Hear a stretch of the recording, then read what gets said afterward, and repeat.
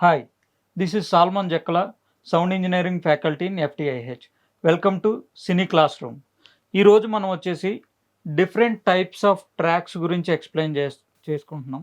So దాంతోపాటు ఏంటి అనేసి అంటే కనుక మనకి ఈ టైప్స్ ఆఫ్ ట్రాక్స్ ఎలా వర్క్ అవుతాయి అనేది చూద్దాం. సో ఫస్ట్ చూస్తే కనుక మనం ఆడియో ట్రాక్.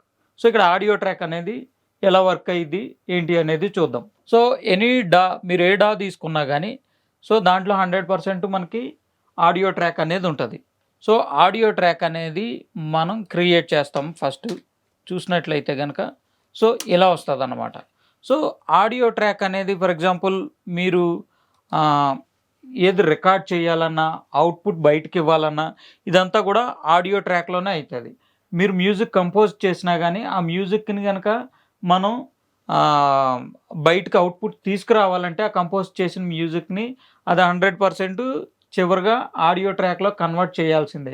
ఇంకోటి మనం మిక్సింగ్ అంతా చేసిన తర్వాత డిఫరెంట్ టైప్స్ ఆఫ్ ట్రాక్స్ ఉన్నప్పుడు వాటన్నిటిని డిఫరెంట్ స్టేజెస్ ఆఫ్ మిక్స్ చేసినప్పుడు ఫైనల్‌గా మాస్టర్ స్టేజ్ చేసిన తర్వాత తీసే అవుట్పుట్ కూడా మనకేంటి అనేసి అంటే అది ఆడియోనే అయితదనమాట. సో ఆడియో ట్రాక్ అనేది ఉపయోగపడుతదనమాట.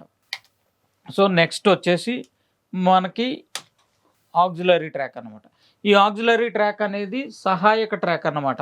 సో ఆక్సిలరీ ట్రాక్ అనేది మీరు చూస్తే గనక మిక్సర్‌లో మనకి ఇట్లా ఉంటదన్నమాట. సో ఇక్కడొచ్చింది చూసారా? ఇలాగా ఈ ఆక్సిలరీ ట్రాక్ అనేది ఉంటది. ఈ ఆక్సిలరీ ట్రాక్ అనేది మనకెలా ఉపయోగపడతది అనేసంటే గనక నంబర్ ఆఫ్ ట్రాక్స్ ఉన్నప్పుడు మనం మిక్స్ చేయాలంటే చాలా ఇబ్బందయితా ఉంటది. ఫర్ ఎగ్జాంపుల్ ఒక సాంగ్ మిక్స్ చేస్తున్నాం అనేసంటే ఒక 40 ట్రాకులు, 30 ట్రాకులు, 50 ట్రాకులు ఇలా ఉంటాయి. సో మనం అన్ని ట్రాకులని గుర్తుపెట్టుకోలేము. సో బ్యాలెన్స్ చేసేటప్పుడు ఏది ఎక్కడ చేస్తున్నామో ఏంటనేది కూడా మనకు అర్థం కాదనమాట. సో ఈ ఆక్సిలరీ ట్రాక్‌ని యూజ్ చేసి మనం రౌటింగ్ అనే పద్ధతి ద్వారా ఈ ఆక్సిలరీ ట్రాక్స్‌ని యూజ్ చేసుకొని మనం ఏం చేస్తామంటే సాంగ్‌లో ఉన్న ట్రాక్స్ అన్నిటిని సెపరేట్ చేసుకుంటాం.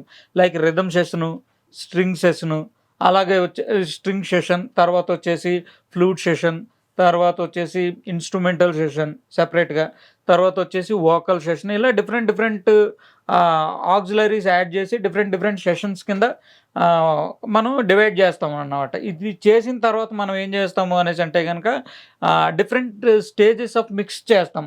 స్టార్టింగ్ వచ్చేసరికి రిథమ్ బ్యాలెన్స్ చేస్తాము.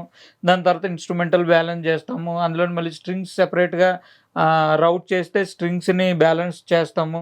ఇది అయిన తర్వాత వోకల్‌ని సెపరేట్‌గా బ్యాలెన్స్ చేస్తాము. సో ఇవన్నీ మళ్ళీ మనకెక్కడికెళ్తాయి అనేసంటే గనక ప్రీమిక్స్‌కెళ్తాయన్నమాట. ప్రీమిక్స్‌కి కూడా మనం ఏం చేస్తాము, వీటన్నిటిని కలిపి ఒక ఆక్సిలరీ తీసుకొని ఆ ప్రీమిక్స్‌కి వీటన్నిటిని పంపిస్తాం అన్నమాట. ఇలా డిఫరెంట్ స్టేజెస్ ఆఫ్ సెషన్స్ అనేయి మనం సెపరేట్ చేసి మిక్సింగ్ అనేది ఈజీగా చేస్తాం అన్నమాట. సో దాంట్లో మనకి ఆక్సిలరీ ట్రాక్ అనేది ఎక్కువ యూజ్ అయితా ఉంటది. తర్వాత వచ్చేసి ఇదే ఆక్సిలరీని మనం ఎలా యూజ్ చేస్తాము అనేసంటే గనక ప్లగిన్స్‌ని రౌట్ చేయడానికి యూజ్ చేస్తాం అన్నమాట. సో ఇలాగ మనం ఈ ఆక్సిలరీ ట్రాక్ అనేదాన్ని యూజ్ చేసుకుంటాం. నెక్స్ట్ వచ్చేసి వీసీఏ మాస్టర్ అన్నమాట.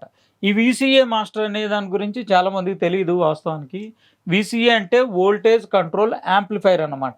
సో ఈ వీసీఏ ట్రాక్‌కి ఇన్‌పుట్, అవుట్‌పుట్స్ అనేవి ఉండవు. మనం ఇందాక చూసుకున్నట్టయితే గనక ఆడియో ట్రాక్ గానీ, ఆక్సిలరీ ట్రాక్ గానీ, అలాగే ఈ రెండిట్లికి కూడా మనకేంటంటే ఇన్‌పుట్, అవుట్‌పుట్‌లనేవి ఉంటాయి. కానీ ఈ వీసీఏ మాస్టర్‌కి రాబోడుకు మాత్రం ఇన్‌పుట్, అవుట్‌పుట్‌లనేవి ఉండవు. దీనికి ఓన్లీ గ్రూప్ అనేది ఉంటది.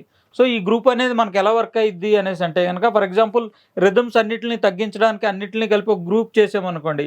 దానికి రిథమ్ అని ఒక గ్రూప్ నేమ్ ఏదైతే ఇచ్చామో ఆ నేమ్ అనేది దీంట్లో ఇవ్వంగానే ఏమైద్ది అనేసంటే గనక ఆ గ్రూప్ అనేది దీని మీద అప్లై అయితది. అంటే వాస్తవానికి గ్రూప్ చేసినప్పుడు ఒకటి తగ్గిస్తే అన్నీ తగ్గాలి.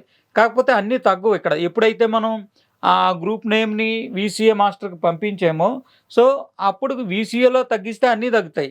సో ఆ గ్రూప్‌లోకెళ్ళినప్పుడు ఇండివిడ్యువల్‌గా తగ్గుతాయన్నమాట. వన్స్ మిక్స్ అంతా అయిపోయిన తర్వాత మిక్స్‌లో ఏదన్నా చిన్న ప్రాబ్లమ్ వచ్చినప్పుడు అటువంటి టైంలో మనకి ఈ వీసీఏ మాస్టర్ అనేది యూజ్ అయితదన్నమాట. నెక్స్ట్ వచ్చేసి మనకి instrument track and MIDI track. ఇవి 2 ఎందుకు యూజ్ అయితాయి అనేసంటే గనక మనం మనం మ్యూజిక్ కంపోజ్ చేయడానికి యూజ్ అయితాయి. సో దీంట్లో ఏంటి అనేసంటే గనక మనం ప్లే చేసిన మ్యూజిక్ అనేది నొటేషన్స్ నోట్స్ కింద పడతదనమాట. వాటిని మనం ఏం చేస్తాము అనేసంటే గనక, ఎంత సీనియర్ ప్లేయర్ వాయించినా గానీ కొంచెం అటు ఇటు జరుగుద్ది. సో, దాన్ని మనం క్వాంటైజ్ చేసుకోవడానికి ఈజీగా ఉంటాయి. దాంతో పాటు ఇంకేంటి అనేసంటే గనక, ఈ మిడీ ట్రాక్‌లో గనక చూస్తే మనకు వెలాసిటీలు అడ్జస్ట్ చేయాలన్నా, తర్వాతొచ్చేసి క్వాంటైజేషన్‌కైనా, తర్వాత నోట్ సైజ్ పెంచాలన్నా, తర్వాత నోట్స్‌ని డిజైన్ జేయాలన్నా గానీ, ఈ మిడీ ట్రాక్‌లో గానీ, ఈ ఇన్‌స్ట్రుమెంట్ ట్రాక్‌లో గానీ మనకి ఉపయోగపడతాయన్నమాట. ఈ వీడియో చూసారు కదా! Please like, share and subscribe. ఈ వీడియోలో ఇంకా మీకేమైనా డౌట్స్ ఉన్నా, లేదంటే వేరే టాపిక్ మీద ఏమన్నా డిస్కస్ చేయాలన్నా కామెంట్‌లో మెన్షన్ చేయండి.